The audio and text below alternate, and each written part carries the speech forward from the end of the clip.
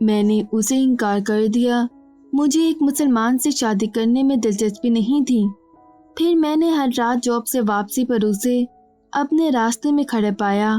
ہر رات، ہر صبح وہ مجھے دیکھتا رہتا اور میں اس کے پاس سے گزر جاتی۔ وہ اتنا مستقل مزاج ہے کہ میرے انکار پر بھی میرے راستوں میں کھڑا رہتا ہے، میرے ساتھ بس میں سفر کرتا ہے، خریداری کے دوران میرے آس پاس رہتا ہے، اور پھر کتنے ہی مہینوں بعد جب میں نے اسے وہاں صرف ایک دن کھڑے نہیں پایا تو میں نے اپنی آنکھوں کی روشنی کم ہوتے ہوئے محسوس کی۔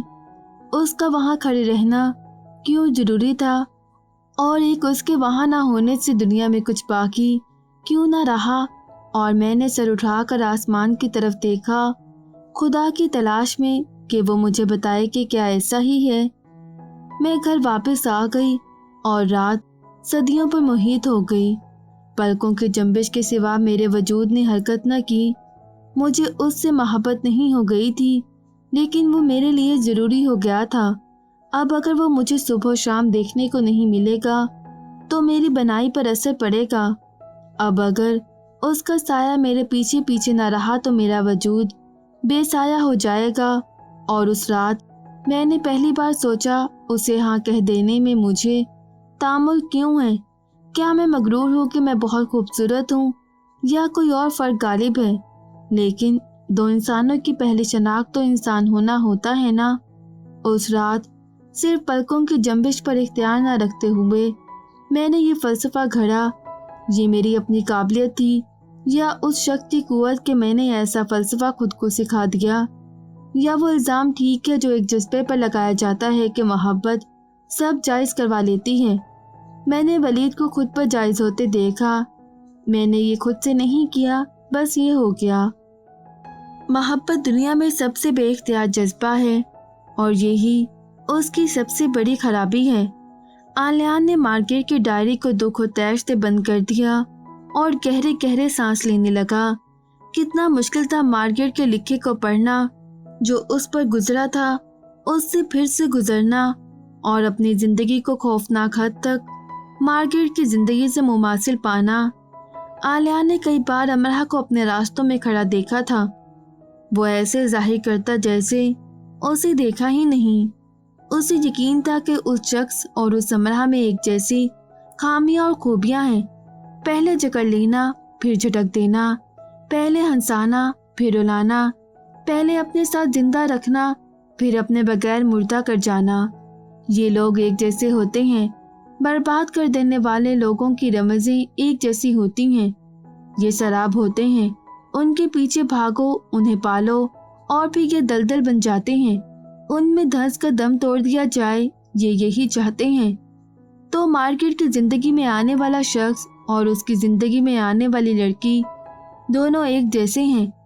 اپنی منتشر ذہنی حالت میں اس نے خود کو کئی بار یہ کہتے پایا، کسی ضروری کام کی طرح اس نے اسے خود کو بھولنے نہ دیا۔ امرہ پر ترس کھاؤ آلیان۔ سائی نے بھانپ لیا کہ وہ بڑی تبدیلی سے گزر رہا ہے۔ سائی، تمہیں ہر وقت اس کا وکیل بننے رہنے کا شوق کیوں ہے؟ تم غلطی پر ہو، وکیل میں تمہارا ہوں۔ خود کو دیکھو آلیان بڑی، تم کسی کو دھوکہ دے رہی ہو۔ دھوکے سے ہی تو نکل آیا ہوں۔ یہ سال بھی گزر جائے گا، وہ چلی جائے گی تو چلی جائے، جب چلی جائے گی تب بھی اتنی ہی آسانی سے کہہ سکو گے بالکل۔ دیکھو وہ ایک مختلف ماحول سے آئی ہے، مارگریٹ کا شوہر بھی مختلف معاشرے سے آیا تھا۔ سب خود غرض اور بے حس لوگ ایک جیسے ماحول اور معاشرے سے آتے ہیں۔ اس کے خیالات کتنے واضح ہو گئے تھے۔ وہ بے حس نہیں ہے، ٹھیک ہے، تو پھر میں ہوں۔ تمہیں اس پر اتنا غصہ ہے، یاد رکھنا غصہ اپنوں پر ہی ہوتا ہے۔ اپنا وہ ہوتا ہے سائی جو رحم دل ہوتا ہے۔ اور امرہ، ٹھیک ہے سنو، امرہ کیا ہے؟ وہ جانتی تھی کہ میں اس کے لیے کیا جذبات رکھتا ہوں، بیوقوف نہیں تھی۔ وہ مجھ سے دور کیوں نہیں ہوئی؟ اس نے مجھے روک کر یہ کیوں نہیں کہا کہ تم ایک غیر مسلم عورت کے بیٹے ہو، تمہارے باپ کی خبر نہیں، مجھے تم سے تعلق نہیں رکھنا۔ اگر ماما نے میری تربیت نہ کی ہوتی، اگر میں نے صبر کا درس نہ لیا ہوتا تو جانتے ہو میرے ساتھ کیا ہوتا؟ میں ذہنی انتشار کا شکار ہو کر پاگل ہو جاتا۔ मुझे बेवकूफ़ बनाकर मेरे साथ ऐसा सलूक किया गया। मैं उस पर भड़का नहीं, उस पर चिल्लाया नहीं और उसे ये बताया नहीं कि वो किस कदर खुदगर्ज है। मैं ये नहीं भूल सकता कि सब जानते बुझते वो कैसे मेरे साथ रही, जैसे मेरा दिल तोड़ना उसका मकसद था। क्या मोहब्बत और दोस्ती में फ़र्क नज़र नहीं आता? नज़र आता है, साफ नज़र आता है। और अगर दोस्ती ही थी तो उसी दोस्ती का लिहाज रखकर वो मेरी कुछ तो इज्जत करती। वीरा के सामने उसने मेरी माँ की कैसे बेइज्जती की। एहतराम वो होता है जो तन्हाई में भी किया जाए, जो दिलो दिमाग की सोचों में भी किया जाए। साई, अगर मेरी माँ से मोहब्बत करने वाला, धुतकार कर उससे अपनी जिंदगी से अलग करने वाला एक सिर्फ एहतराम और इज्जत का रास्ता अपना लेता तो आज मेरी माँ जिंदा होती। अमरहा को एक खिलौना चाहिए था, दोस्त। यूनिवर्सिटी का सबसे मोस्ट वांटेड स्टूडेंट उसका दोस्त है, उसके साथ है, उसके पास रहता है, उस पर फिदा है। बस यही हैसियत थी उसके नज़दीक मेरी। वो आज भी मेरे पास आती है कि मैं फिर से उसका दोस्त बन जाऊं। जब तक उसे सबूत नहीं मिल गया उसने मुझे लामज़हब समझा। मुझे लेकर वो एक फॉर्म भरती रही और खानों में टिक क्रॉस लगाती रही। इतनी हिम्मत तो मेरी माँ ने भी की थी। साई, दो इंसानों में पहली और ज़रूरी मुश्तरक तो उसने भी ढूंढ निकाली थी। मैं किस बुलंदी से ज़मीन बोझ हुआ था तुम नहीं समझ सकते, क्योंकि तुम्हारी माँ मार्केट नहीं रही और तुम्हारा बाप तुम्हें छोड़कर नहीं गया। साई को दुख हुआ, उसे से इट ऑल नहीं होना चाहिए था। ऐसे दुख सुनकर वो कैसे सुकून से सो पाया करेगा। आलियान की आंखों में नमी थी और वह नमू से अपनी जड़ किसी सूखे शजर की तरह कटवा चुका था। मैं कई हिस्सों में बटा हुआ हूँ, मुझे खुद को इकट्ठा कर लेने दो, फैसला कर लेने दो मुझे। फैसला दिमाग से करने जा रहे हो? साई ने नरमी से पूछा। नहीं, तजर्बात से, अपनी माँ के। तो तुम उससे मोहब्बत करना छोड़ चुके हो? ये सवाल करते साई का दिल भर आया। मैं इस बारे में सोचना छोड़ चुका हूँ। तुम अपनी माँ की और अपनी जिंदगी का मवाजना कर रहे हो और गलत कर रहे हो। जब ठीक कर रहा था तब भी गलत ही हुआ था। तुम्हारे लिए दुआ गो हूँ। काश मैं तुम्हें वो डायरी दे सकता जो मेरे लिए ओक हाउस में एक स्टूडेंट छोड़ गया था। उसने एक जगह लिखा कि अब वो इस चीज़ की कदर जान गया है जो उसके पास नहीं रही। मेरे हाथ भी खाली हैं, कुछ नहीं है इनमें। और वो कहता है जिंदगी वजाहत से मेरे सामने आ खड़ी हुई है। मेरे लिए ये खोखली है। जिंदगी की हकीकत मुझ पर खुल चुकी है और ये काम अमरहा ने किया। मैंने अपने जज्बे को सुलाए रखा और उसे बता नहीं सका। अब वो सो चुकी है और मैं खुद को बताता फिरता हूँ। फिर वो कुछ यूं खुद को जाहिर करता है। मैं उसे बता चुका था साई, बता चुका था। आलियान चिल्ला उठा और मैंने ये जान लिया मोहब्बत के वाक़या होने से ज़्यादा उसके क़याम पर कायम रहना ज़रूरी है। और फिर वो फैसला कर लेता है आखिरकार। साई, आलियान ने साई को उसकी शर्ट के कॉलर से पकड़ा। क्या तुम ससकती बिलकती तड़पती मार्गरेट को भी ये मशवरा देते? बोलो, क्या तुम उससे भी यही फ़लसफ़े सुनाते? मार्गरेट की डायरियाँ भी ले जाओ और फिर मशवरे देना। मैं देखूंगा साई, तुम कितने इंसान दोस्त साबित हो सकते हो, मैं देखूंगा। और साई इस बात पर चुप हो गया। उसके वजूद में सनसनाहट होने लगी थी। मौसम फिर से सर्द होने लगा था और इतना गर्म था ही कब के सर्द होने में वक्त लेता। चलते चलते बारिश होने लगती और चलने के दौरान ही रुक भी जाती। फ्रेशर्स के बारे में आए दिन कुछ न कुछ नया सुनने को मिलता रहता। वो फ्रेशर्स को हसरत से देखती, काश वो भी उन्हीं में से एक होती और वो सब ना हुआ होता जो हो चुका है। वो अब आलियान से मिलती और इस बार ज़्यादा समझदारी का सबूत देती और फिर उसे सड़क पर अकेला न चलना पड़ता। मौसम के बदलने पर उसे उदासी न होती। किसी ने फुर्सत निकाल कर उसे बददुआ दी थी कि वो इस हालत में आ चुकी थी।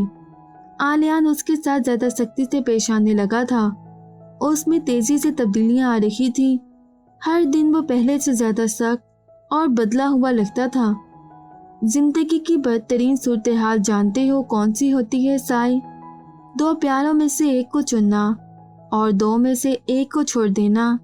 साई ने गहरा सांस लिया। हाँ, और इससे भी बदतरीन वो हो जाती है जिसमें जिसे चुना हो और उसके साथ खुश न रह पाना। साई ने उसकी शिकस्त खोर्दगी देखी। अपने बारे में सोच सोच कर थक चुकी हूँ साई, क्या शख्सियत है मेरी। सारी जिंदगी रोती रही, इतनी हिम्मत न कर सकी कि अपने माहौल के खिलाफ डट जाती, उसे बदल देती। एहसास से कमतरी का शिकार रही। मेरे माजी में कुछ भी काबिल जिक्र नहीं। मैंने कभी ये नहीं सोचा था कि मेरी जिंदगी का मकसद क्या है। मैं किसी को खुश रख सकती हूँ, ना खुद को। मेरी एक दोस्त कहती है कि दूसरों से पहले अपना बनना जरूरी है। मैं कभी अपनी नहीं बनी, बस हर वक्त बेचारे बने रहना।